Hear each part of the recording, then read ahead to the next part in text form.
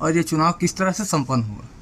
आज फॉर्म जमा करने की अंतिम तारीख शाम के 5 बजे तक की है। 8 जून को शाम के 5 बजे तक 9 को स्कूटनी होगी, 10 को स्कूटनी होगी, 11 को लिस्ट टंग जाएगी, 11 शाम के 5 बजे तक नाम वापस लेना है, 12 को फाइनल सूची टंगेगी, 13 को चुनाव चिन्ह का आवंटन होगा, 23 जून को यदि मतदान होगा तो मानस भवन पुजारी पार्क में मतदान होगा सवेरे 10:30 बजे से शाम 4:30 बजे तक। पूरे प्रदेश में कुल कितने आपके मेंबर हैं? 91 एसोसिएशन के 3 पदाधिकारी, मतलब 273 वोटर रहेंगे।